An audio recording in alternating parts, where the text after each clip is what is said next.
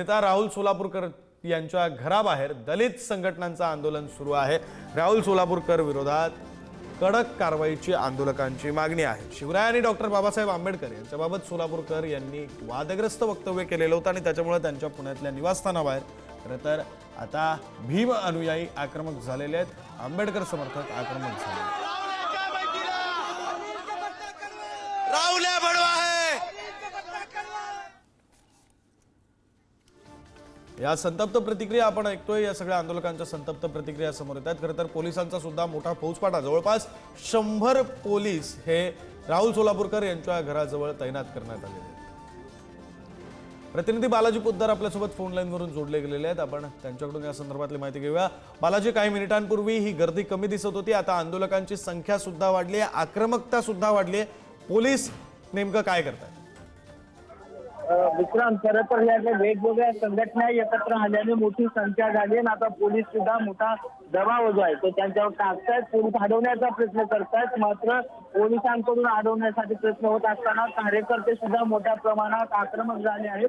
कुठल्याही परिस्थितीत राहुल सोलापूरकर यांच्यावर गुन्हा दाखल करा, तुम्ही करा, नाही तर आम्हाला जाऊ द्या, अशी भूमिका या सगळ्या आंदोलकाची आहे आणि त्यासाठी पोलीस पूर्ण प्रयत्न करतायत आंदोलकांना अडवण्याचा। मात्र आंदोलक काही या सगळ्या पुढे जाण्याच्या ठाम आहेत आणि आपण पाहतोय की सगळ्या गोष्टी ज्या आहेत त्या काय मागणी काय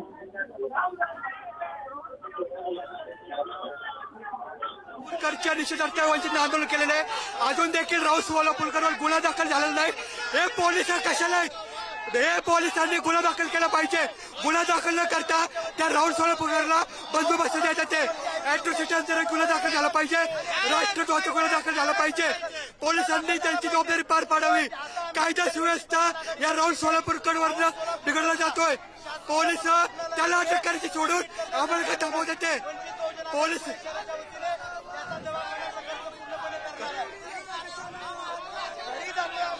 आम्ही नक्की घरी जाणार आहे। पोलिसांसोबत संघर्ष झाला तरी चालेल, आम्ही या ठिकाणी घरी जाणार आहोत। बालाजी, या सगळ्या संतप्त प्रतिक्रिया आमच्यापर्यंत पोहोचत आहेत, मात्र यामधून आणखी एक प्रश्न असा निर्माण होतोय की आता साधारण किती आंदोलक हे या ठिकाणी आहेत? पोलिसांची संख्या नेमकी किती आणि आंदोलकांची संख्या आणखी वाढू शकते का? कारण तणाव आता वाढताना दिसतोय। नक्कीच आंदोलक मोठ्या प्रमाणात जमा झाले। 200 ते 250 आंदोलक या ठिकाणी आहेत। 100-150 पोलिसांचा फौजफाटा आहे, मात्र पोलीस प्रयत्न करतात अडवण्याचा। आंदोलन तीव्र होण्याचे सगळे संकेत जे आहेत, संतप्त प्रतिक्रिया आंदोलकांकडून येतात। वंचित आघाडी, रिपब्लिकन पार्टी, वेगवेगळ्या आंबेडकरी संघटनाचे सगळे कार्यकर्ते राहुल सोलापूरकर यांच्या विरोधातला उद्रेक जो आहे तो व्यक्त करतायत आणि आज त्यांच्या घरावर कुठल्याही परिस्थितीत जाणार अशी भूमिका घेतलेली आहे। त्यामुळे सगळ्यात तणावग्रस्त परिस्थिती आहे। आपल्याला पाहायला मिळते की संविधान सुद्धा हातात घेऊन काही कार्यकर्ते या ठिकाणी आलेले आहेत।